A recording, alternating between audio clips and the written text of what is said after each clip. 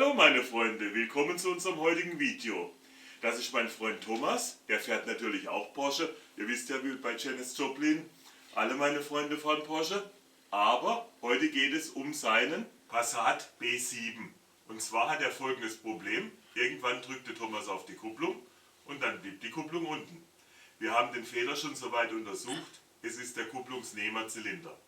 Beim Passat ist der Motor ja meist quer eingebaut. Getriebe sitzt hier. Bei meinem alten 35i wäre das kein Problem gewesen. Da hat der Kupplungsnehmerzylinder oben zwei Schrauben, nimmt mal raus, macht einen neuen rein. Da hat sich VW was Neues einfallen lassen. Der Kupplungsnehmerzylinder ist mit dem Ausrücklager zusammen ein Teil und sitzt in der Kupplungsglocke. Das heißt, um diese Reparatur zu machen, machen wir euch heute ein Tutorial zum Aus- und Einbau des Getriebes. Da meine Grube für so ein Auto fast zu klein ist ja nur für Porsche gebaut, machen wir hier zusätzlich noch die Stoßstange vorne ab, dann haben wir mehr Platz. Die Blende oben hat erstmal 4 Schrauben, die müssen alle raus.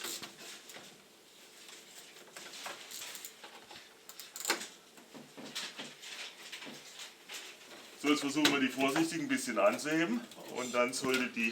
So.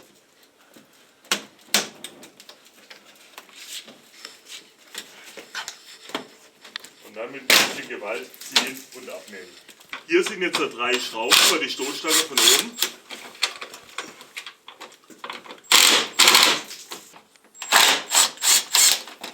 Im Rathaus sind jetzt noch 2 Torx-Schräubchen. Die haben jetzt 25er Schlüsselweite. Es sind auch noch eine ganze Reihe von diesen Schrauben.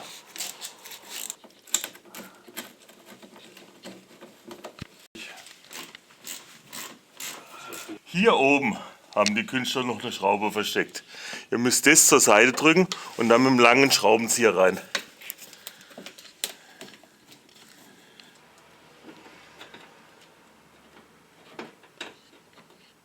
Die Unterbodenverkleidung hat hier hinten erstmal 3 massive Schrauben. Die sind Torx 45.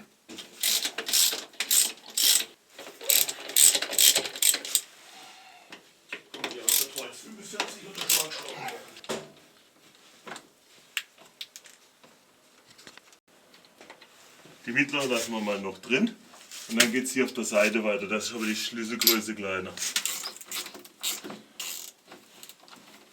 Und da kommt eine ganze Batterie von den Schrauben hier außen rum. Immer der Verkleidung nachgehen, dann findet ihr die schon alle.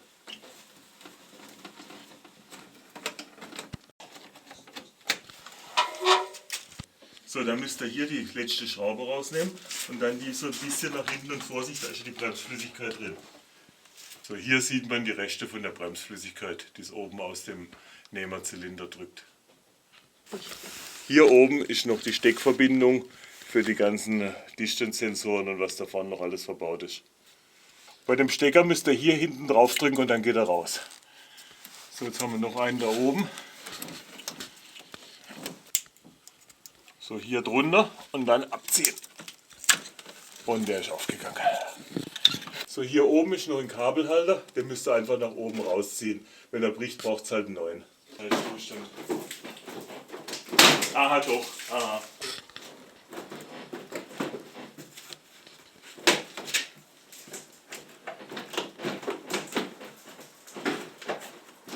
Okay, das war's. So, jetzt nach vorne raus. Nachdem die Kabel getrennt sind, kann man das Ding ganz leicht abnehmen.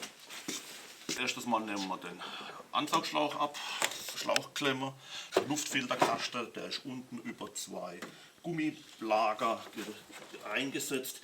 Den kann man eigentlich mit, wenn man das hier rausgenommen hat, Achtung, ich muss die Zange erstmal, so, die Kabel ab. So, dann müssen die Stecker ab.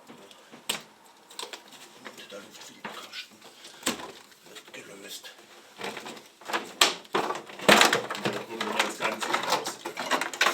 Normalerweise befindet sich hier noch eine Verschraubung. Diese wurde allerdings schon von irgendjemand abgerissen. Und zwar hier. Kleidung raus. Dann kommt das ganze Kleinzeug raus, alles nur geklippt. Die Kappe weg. Dann kommt der Minuspol runter. Den verstauen wir es so, dass wir keinen Kurzschluss haben. Dann kommt der Pluspol weg.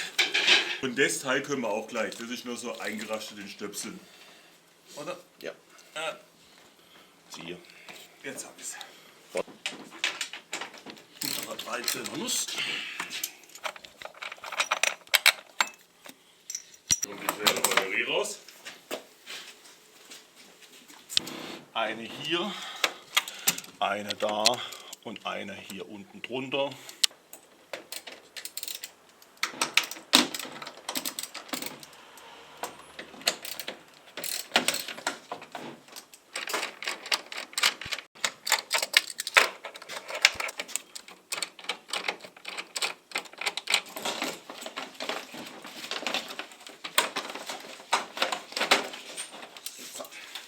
Und schon ist das Getriebe da oben. Die Schaltseile haben so einen Clip, der wird nach hinten ausgedrückt und dann kann das Schaltseil nach oben entnommen werden. Und der hier wird eigentlich nur, da hebelt er so ein bisschen von beiden Seiten, aber mit Gefühl, nicht verdrehen. So mit beiden Seiten mit einem ganz großen Schraubenzieher. Jetzt weiß man, für was man die großen Winkelschraubenzieher braucht. Und wir haben es ab. Jetzt müssen wir die Halterung von den Zugseilen für die Schaltung wegmachen. Die haben 13er, einmal hier und einmal hier. Die können wir schon mal komplett rausmachen.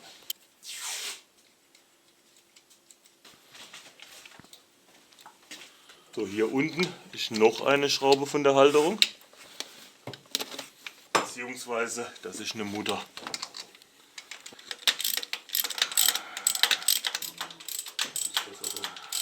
Jetzt ist das Ding beweglich. Positionieren tun wir es nachher, wenn wir ein bisschen mehr Platz haben. Dann kommt die Masseleitung hier weg. Dann könnt ihr die Masseleitung gerade so abnehmen. Die ist übrigens ohne Zahnscheibe, ohne alles verbaut.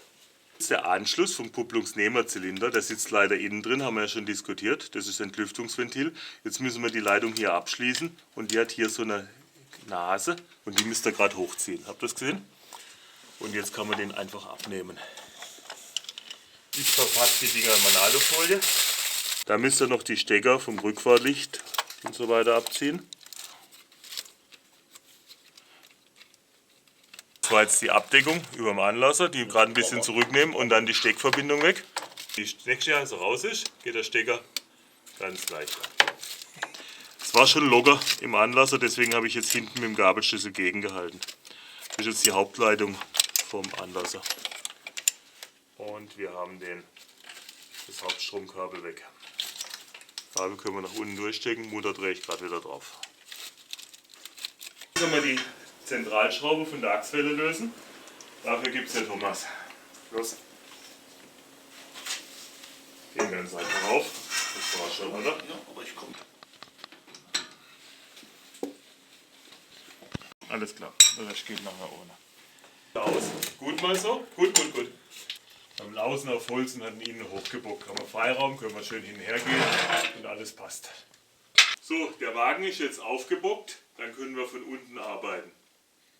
Machen wir die Radschrauben.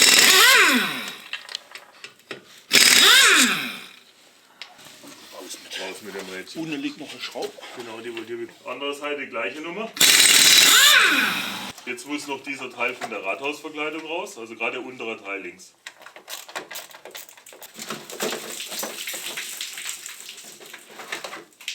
Am Anlasser ist unten noch so ein Kabelhalterblech, auch wieder auf so einer Doppelschraube montiert. Machen wir auch gleich weg.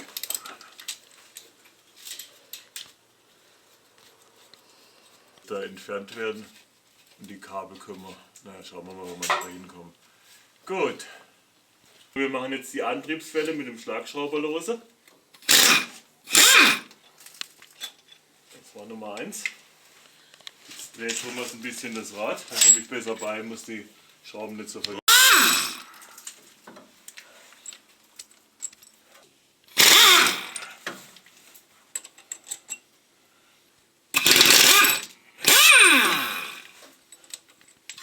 Dann machen wir die 3 Muttern hier vom Achsträger weg, weil wir müssen das Federbein nach außen stellen.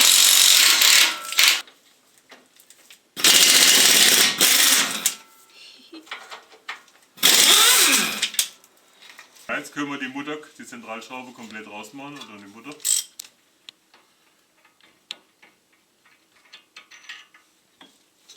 Jetzt ziehe ich den Querlenker nach unten ab und Thomas nimmt das Federbein nach außen. Und dann können wir die Gelenkwelle hier rausziehen. Ein bisschen raus. Okay, und ich kann die Gelenkwelle hier entnehmen. Das Federbein lassen wir dann gerade so hängen und gut ist. Auf der anderen Seite die gleiche Nummer. Hier gibt es noch so Hitzeschutz über dem Blech. Das machen wir gerade schnell weg.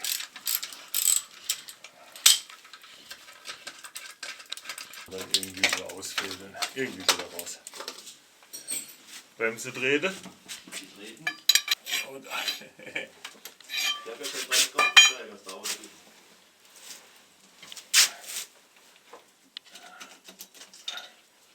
so, dann machen wir den Querlenker auf der anderen Seite noch.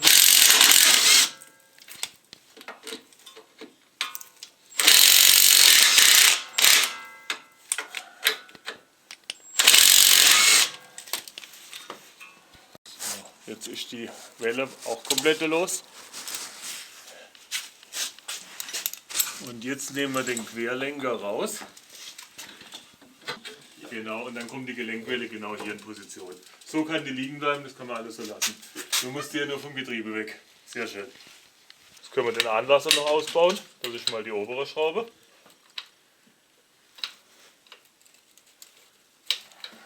Gleiche Nummer haben wir unten nochmal am Anlasser. Und dann könnt ihr den Anlasser rausnehmen. So, hat sich erledigt. Hier haben wir noch einen Stecker vergessen vorhin. Die Nase zum Entriegeln und dann kann er runter. Wenn man es mal hat, geht es ganz einfach und erledigt. So, das Getriebe ist jetzt hier frei. Da Getriebe und Motor hier zusammengeschraubt sind, ist dieses Lager für das Getriebe auch das Motorlager. Das heißt, bevor wir das Getriebe entfernen können, müssen wir erstmal den Motor sichern, damit er nicht in die Grube fällt. Wir haben den Motor jetzt aufgehängt, vorne eine massive Brücke und hinten eine. Er hat ja 2 Haken. Jetzt können wir die Getriebehalter demontieren. Der untere Halter, der sogenannte Knochen.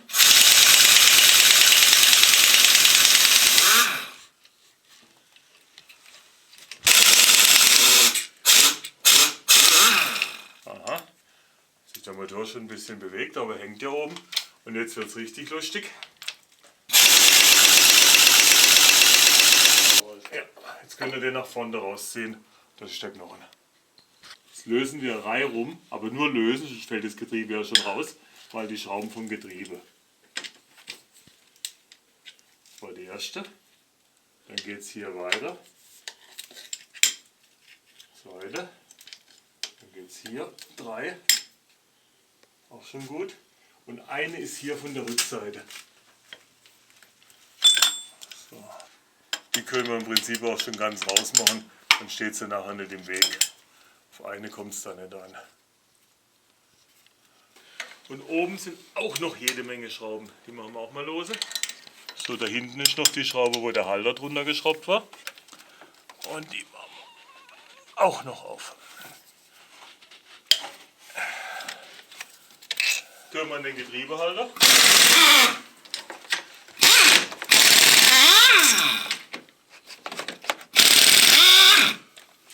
Und der Motor liegt nicht in der Grube. Jetzt gehen wir mit dem Motor mal vorsichtig ein bisschen nach unten. Wir müssen nachher sowieso deutlich absenken.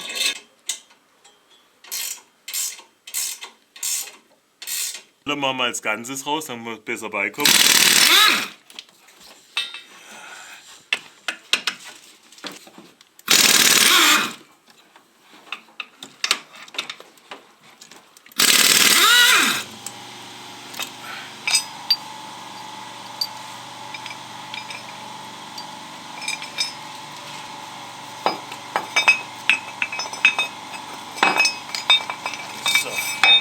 Wir müssen jetzt die ganze Kombination noch ein bisschen absenken, weil wenn mit der Getriebeglocke hier abgehen würde, stehen wir da hinten an. Jetzt müssen wir so tief gehen, dass die Kante gerade drüber rutscht. Nur bei mir Spannung drauf. Bei dir? Ja. So, wir machen jetzt die unteren beiden Schrauben auch noch komplett raus. Wagenheber drunter.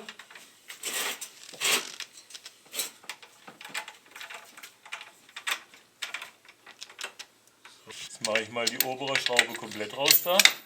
Das ist die Doppelschraube, wo der Kabelhalter mit fest war.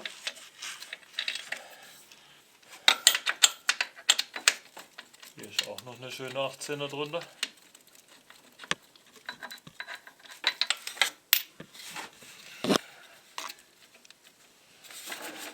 So, das war jetzt unserer Meinung nach die letzte Schraube.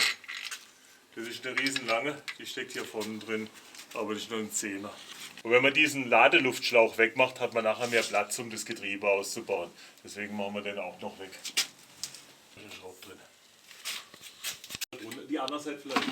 Das war's schon. Okay. Das machen wir. Und jetzt bin ich runter. Jetzt. Wir müssen runter mit dem Getriebe. Runter. Fast. Wo sitzt du jetzt drauf? Da. Und jetzt ein Stückchen tiefer, wenn es geht. Jetzt sind wir eigentlich fast Hause. Ja, ja. Und jetzt drehe ich noch ein Stück. So. Jetzt, ja gut. Jetzt.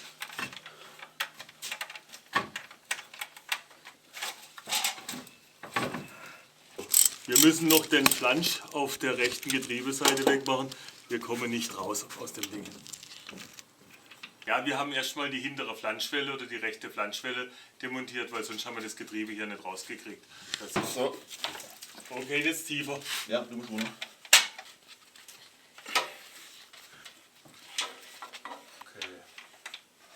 Okay, reicht. Und jetzt ablassen. Jetzt ablassen. Mit vielen Wehen haben wir das Getriebe jetzt runtergebracht. Das wird ein Spaß beim Wiedereinbau. Die Kupplung müsst ihr jetzt so 3 rum hier ablösen. Das sind 9er Schrauben mit Vielzahn. Die ist mal lose.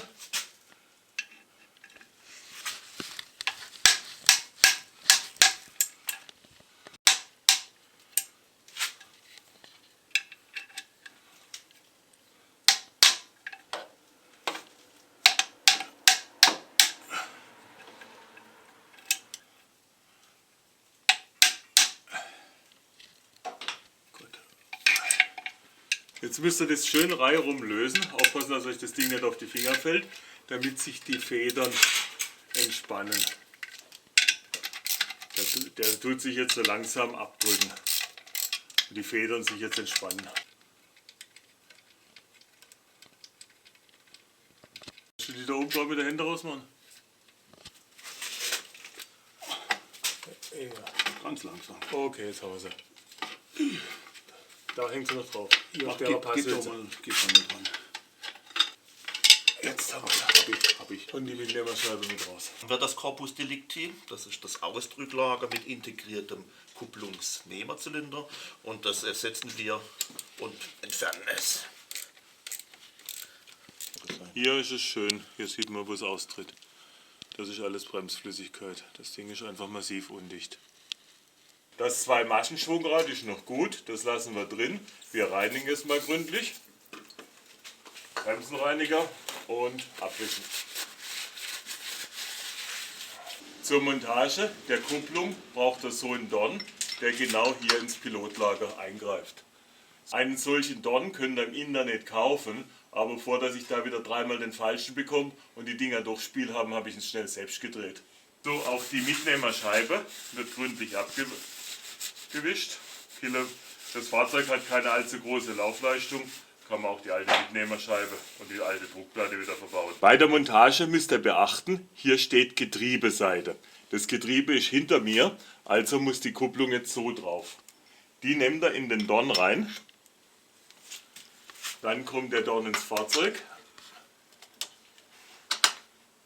Und ihr seht, das hat jetzt relativ wenig Spiel. Und auch die Druckplatte abwischen. Oh, die war gut dreckig. Bei der Montage von der Druckplatte müsst ihr darauf achten, dass die Passhülsen passen. Hier und hier sind die Aufnahmen für die Passhülsen. Das heißt, wir müssen irgendwie so da drauf. Schräubchen rein, dann kann schon nichts mehr passieren.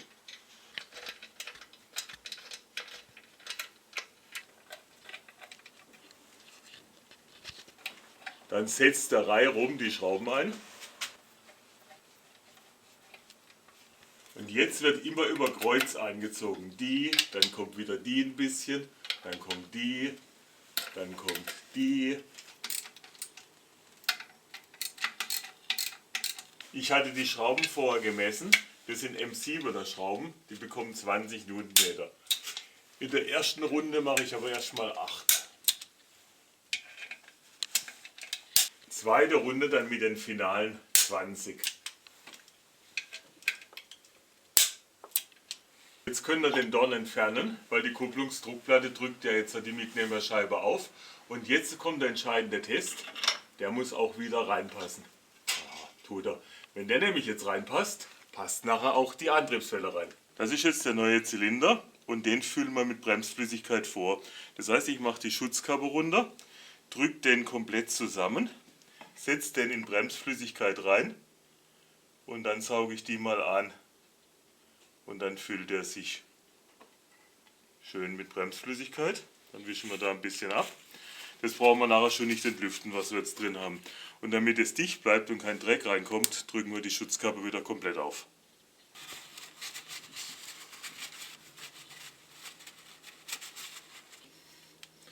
Wir fetten die Anlagefläche ein bisschen ab, können wir aber auch im Zylinder selbst nochmal machen. Hier, ein Hauch drauf, damit es nicht quietscht.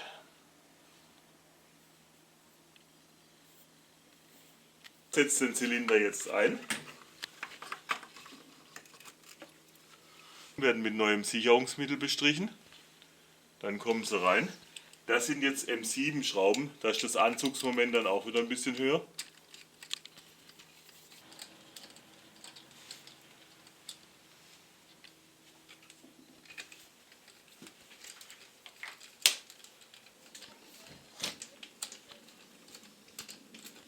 Und Anzugsmoment sind dann 15 Newtonmeter.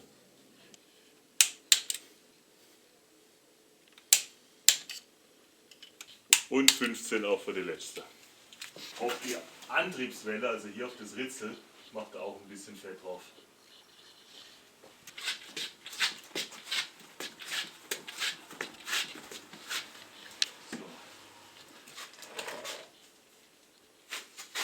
Stoß.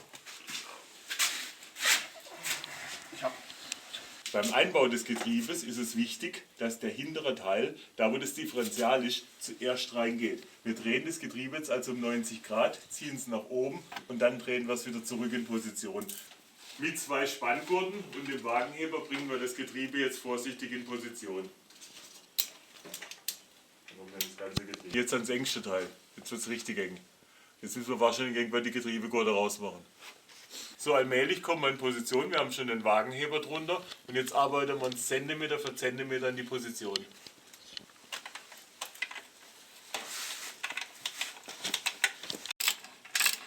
Wir drehen jetzt Schraube für Schraube rein. Was sind die Bretter, dann sehen wir was. Das kann jetzt nicht runterfallen, das Getriebe. Nicht schon.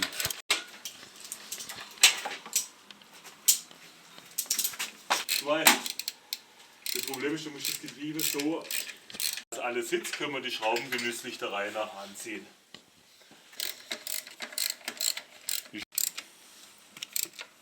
So, die sitzt mal. So sieht gut aus. Und die untere können wir auch anziehen. Die haben 16er Schlüsselweite, die kleinen. Hier vorne war noch die lange Schraube, auch 16. Und von hinten ist noch eine weitere Schraube. Die ist jetzt auch ein bisschen größer. Jetzt hat Thomas gesagt, ich soll keinen Drehmoment machen, weil ich zu sehr reißen würde. Wir bauen erst den Motorhalter ein. Jetzt setzen wir hier den Träger wieder ein. Dann ist der Motor nämlich schon mal fest. Ihr müsst jetzt aufpassen, die Doppelschraube ist vorne, da kommt nämlich nachher das Masseband drauf. Die muss in das Loch. 2 normalen Schrauben kommen hinter rein.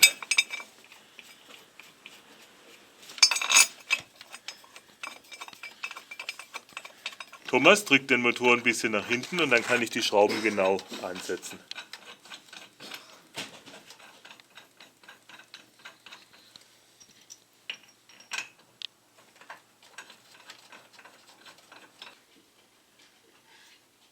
Die untere können wir schon mal ziemlich stark anziehen, weil da stellt man keine Position ein. Drehmoment machen wir nachher. Da läuft jetzt nichts mehr weg.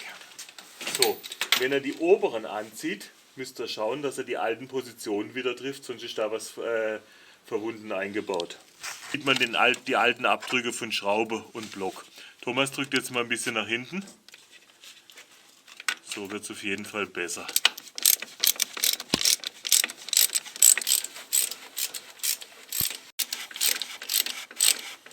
Jetzt können auch die ganzen Stützen wieder raus. Die Schrauben oben am Getriebehalter bekommen 60 Newtonmeter in der ersten Stufe. So, jetzt haben sie 60 und als Zuckerguss obendrauf gibt es jetzt 90 Grad Andrehwinkel. So, und jetzt ziehen wir die erste Schraube um 90 an. Gut. So, und 90 Grad für die zweite. So, müsste sein. Ja. Die gleiche Nummer oben, wieder 60 Newtonmeter. Erste, die zweite und die dritte. Die 60 sind nämlich nicht besonders viel. Wir schauen, dass die Schraube richtig anlegt. Und 90 Grad für die Schrauben am Getriebe müsst ihr aufpassen, da gab es ja kleine, das waren die jetzt mit Schlüsselweite 16, die bekommen 40 Newtonmeter. Hat sie schon? 40, passt. Da hinten ist keiner, aber auf der Rückseite ist noch eine. Okay, war gerade bei 80. Passt. Okay. So, jetzt reicht es auch bis 80. 80, perfekt. So, jetzt muss ich da unten rein. Da ist noch eine. Und 80. So, wenn ihr die Flanschwelle ansetzen wollt, müsst ihr die Innenlippe vom Simmering gut ölen. Und da kann auch ein bisschen Öl nicht schaden.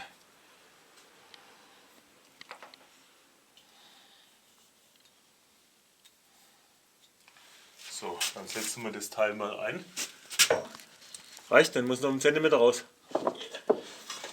Jetzt bin ich drin. Wunderbar, jetzt kannst du nachlassen. Also, dann müsst ihr die Zentralschraube von der Welle innen anziehen.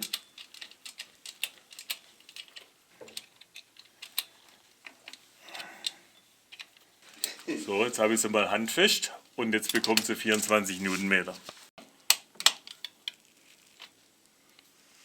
Und 24. Da kann nichts mehr passieren, das ist fest. Auf die Drehmomentstütze könnt ihr ein bisschen Talgum drauf geben, dann quietscht es nicht so, wenn er Vollgas gibt. Die kommt jetzt so rum rein, die Öffnung ist nach unten. Hier seht ihr auch die alten Zähne von der Schraube. So passt das. Dann die kurze Schraube kommt hier. Die lange Schraube hier. Die dicke Monsterschraube kommt hinten rein. So, jetzt zieht die sich auch rein.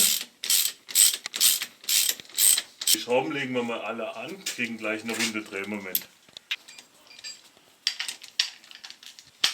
Die kleinen Schrauben kriegen 50 Newtonmeter, also nicht die Welt, haben wir schon. So, die große hinten 130 erstmal. So. Jetzt wird 90 Grad weitergedreht. Erledigt. Bürokräfte sinnvoll walten. Wir haben uns jetzt entschlossen, erstmal auszuprobieren, ob die Kupplungshydraulik jetzt funktioniert. Deshalb schließe ich jetzt den Zylinder an. Kappe runter, die Leitung aufdrücken. Aha, hat schon funktioniert. Sicherungsklammer rein. Das war schon. Das Entlüftungsventil machen wir mal auf. Da habe ich einen Schlauch drauf gesetzt. Jetzt ist das mal offen und jetzt gebe ich hier oben auf den vollen Behälter so 1 bis 2 Bar Druck.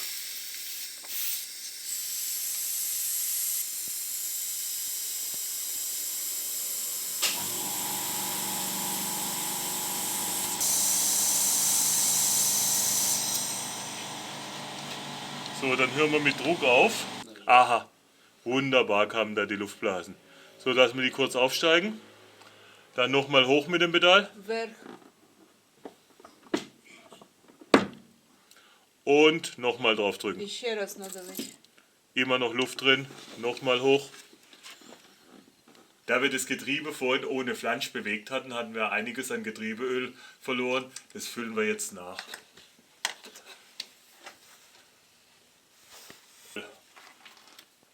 Schraube drauf. Und die Schraube sitzt, die dreht er, bis sie ansteht und dann noch einen kleinen Ruck und dann ist die dicht.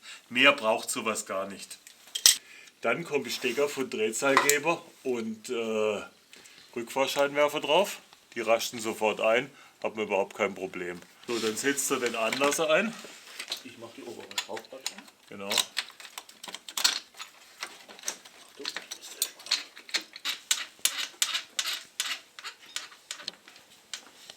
80. Wenn es 18 ist, kriegst du 80. Die Schrauben des Anlassers bekommen 80 Newtonmeter. Da geht noch ein bisschen.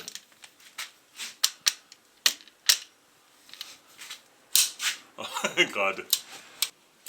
Jetzt. So, dann kann der Luftschlauch vom Ladeluftkühler wieder drauf. Das ist alles easy, alles einfach. Braucht auch nicht überziehen, das sind nur Luftschläuche. Und die andere Schelle ziehen wir auch ein. Fädel das Tragelenk ein. Perfekt, genau so wird's. Und ich bin drin, sehr schön. So, dann kommen immer unter 2 Schrauben, man sieht es an den alten Abdrücken, so ein Blechle drunter. Wenn man mal eine Schraube reingeht, habt ihr im Prinzip gewonnen. Die Antriebsfell wieder ein paar Grad weiter. Stopp. Und das sind schon die letzten Schrauben. In der ersten Runde macht er die mal mit 10 Newtonmeter fest und auch immer schön über Kreuz. Das heißt, jetzt geht es 3 Schrauben weiter. 1, 2, 3, stopp. Okay, jetzt nur 2 Schrauben weiter. Stopp.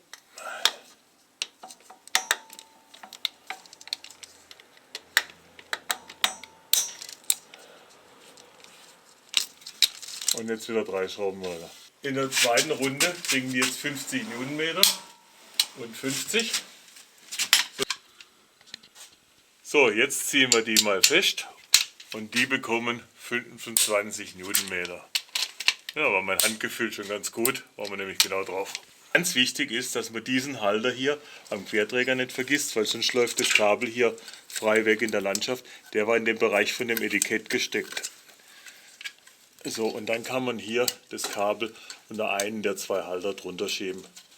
Und jetzt hat es keine Freiheit mehr.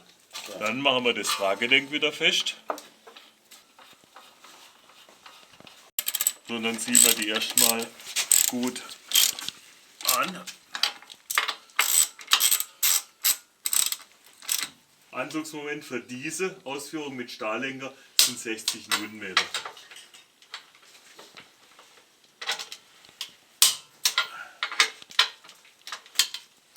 Und 60.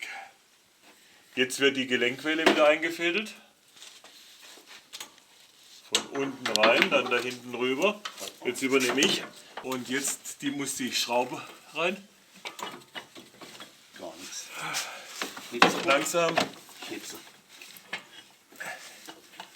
Und da sind wir drin. Ziehe die Schraube mal ein bisschen fest. Das braucht jetzt aber noch nicht so wild sein.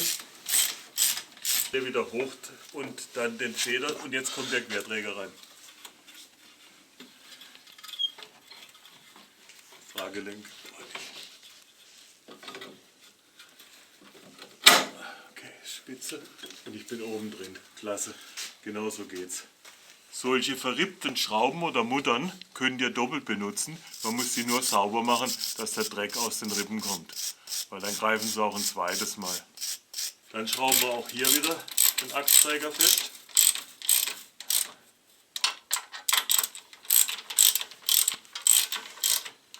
Okay, dann versuche ich mal hier eine Schraube reinzukriegen. Wenn man die erste drin hat, hat man gewonnen, sage ich immer. Aber guck mal. Kriegst du nicht gedreht? Nee. Das ist das Moment. Also drehen wir sie mal.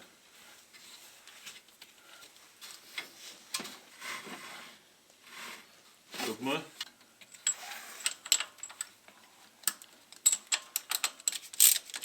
Machen wir Schräubchen für Schräubchen rein. Irgendwann ist dann auch die letzte drin.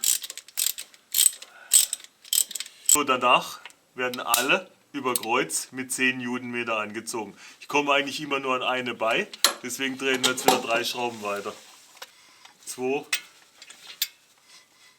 Noch weiter. Noch weiter. Stopp. So, danach 2 weiter.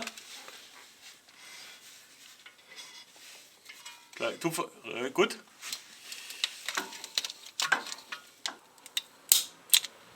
Danach wieder 3 weiter. Das Spiel wiederholen wir jetzt mit 50 Newtonmeter. Okay, 50 Volt langsam. Noch ein bisschen. Noch ein bisschen. 3. Bremse.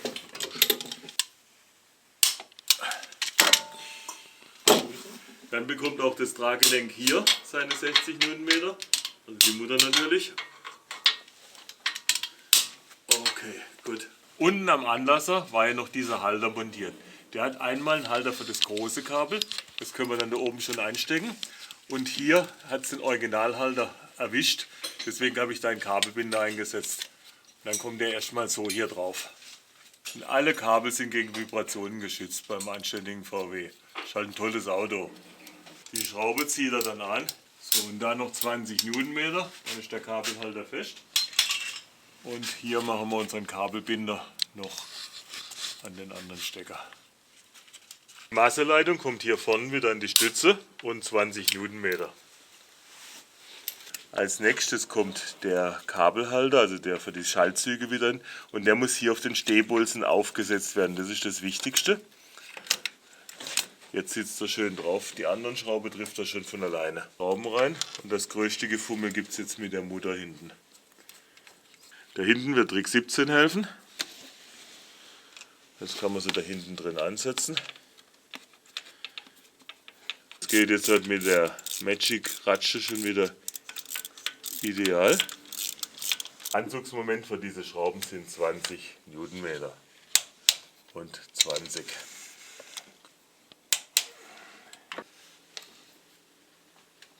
Und 20 für die letzte. Damit ist der Halter wieder fest. Auf diese Achsen von den Zügen könnt ihr ein bisschen von dem weißen Fett drauf machen. Der senkrechte Zug wird einfach aufgeklipst, das war schon. Der waagrechte wird eingehängt und aber mit der Klammer gesichert. Bei der Sicherungsklammer müsst ihr aufpassen, die hat eine Orientierung. Da sich unten könnt ihr gerade so mit dem Finger draufklicken. Beim Anlasser muss zuerst das Hauptkabel von der Batterie drauf und das kommt nicht waagrecht drauf, sondern so ein bisschen schräg, dann passt es nämlich auch. Dann kommt die Mutter hinten drauf. Für das Anschlusskabel könnt ihr auch 20 Newtonmeter nehmen. Damit bei dem Drehmoment nichts passiert, haltet das vorne dagegen. Und 20. Dann kommt der Stecker drauf, rastet ein. Die Schutzkappe wird jetzt hier entlang geführt. Der Teil kommt einfach hier auf die Mutter drauf. Als nächstes kommt der Batterieträger rein. Der wird so eingefädelt, bisschen kompliziert.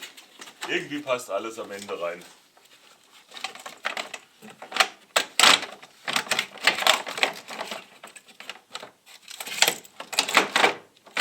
Das sind 3 Schräubchen, alle 3 gleich. Immer erst alle ansetzen und dann schauen, dass alle reingehen. Jetzt setzt er die Radhausschale wieder an. Das muss hier so drunter, hier so rein. Und jetzt muss man mal schauen, dass man eine Schraube findet.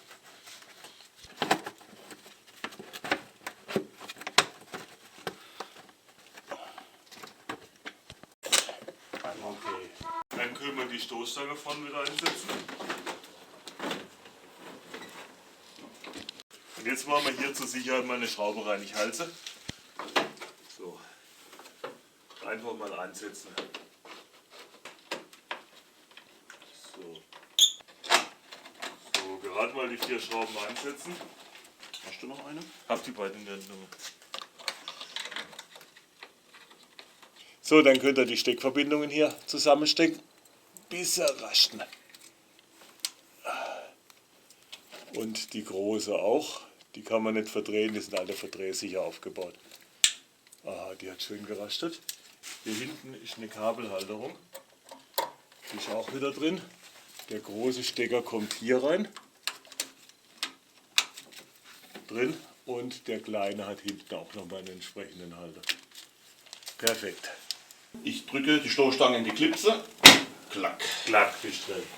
Perfekt. Jetzt muss ich die Schraube da hinten, diese unter der Verkleidung versteckte Schraube eindrehen. Dann könnt ihr die 2 Schrauben von der Radhausschale direkt reinmachen. Die drauf. Und dann haben wir die Radhausschale schon mal gemacht. Jetzt kommt sie gut.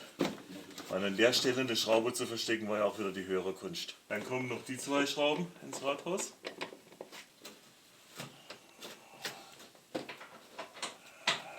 Die Verkleidung müsst ihr von hinten her hier die ganzen Verzahnungen einsetzen. Bist du noch drin? So. Und dann mal die mittlere Schraube, die war ein bisschen schräg, dann mal die mittlere Schraube ansetzen und dann ist schon gut. Und die Schrauben locker lassen, bis wir das ganze Kleinzeug vorne drin haben.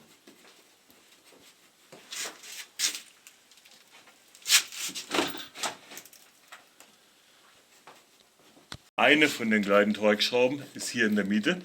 Die könnt ihr auch schon mal im Wesentlichen anziehen. Und jetzt geht es hier reihum weiter. Können wir versuchen, die Blechklammer oben zu erwischen, sonst wird es nichts. Wenn vorn alles fest ist, könnt ihr die jetzt noch anständig anziehen. Die vertragen schon ein bisschen mehr. Das sind ja anständige Gewinde. Jetzt schieben wir den Grill vorsichtig ein, die auf die Nasenmuster achten. Unten muss er rein. Ein bisschen drücken und drin ist er. Dann sind es 4 Schräubchen.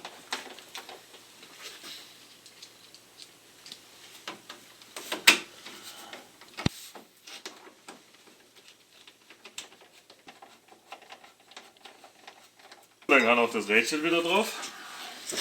Ich habe heute so einen praktischen Montageton benutzt.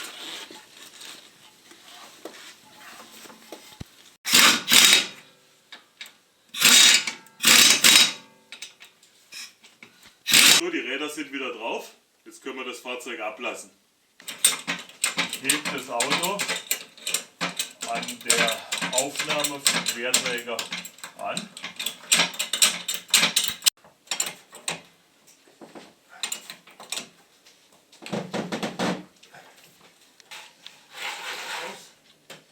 Auf der rechten Seite brauchen wir nur das Rad anziehen, 120 Newtonmeter im Stern für alle.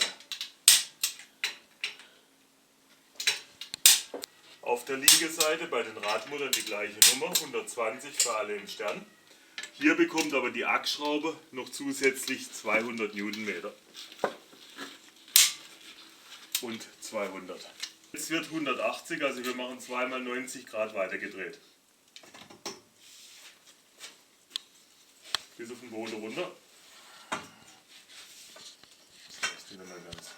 So, nochmal.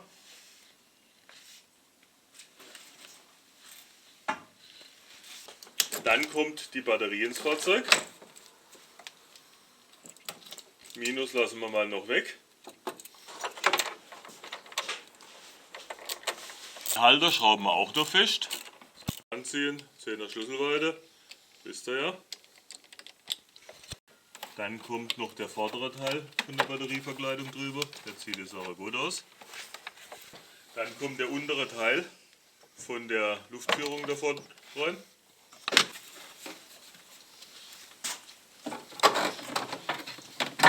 So, das ist nochmal ganz lustig, dass das ganze Ding drin ist. So rutscht er runter. Da unten hat er nur einen Plastikfuß, wo er eingedrückt wird. Die Schraube da hinten war ja schon kaputt, haben wir euch am Anfang vom Video erzählt. Und jetzt muss noch der Schlauch da hinten drauf, oder? Ja. Spezialzange zum Einsatz. Hier müssen wir schon auf größte Stellung. Und dann sollte das so erledigt sein.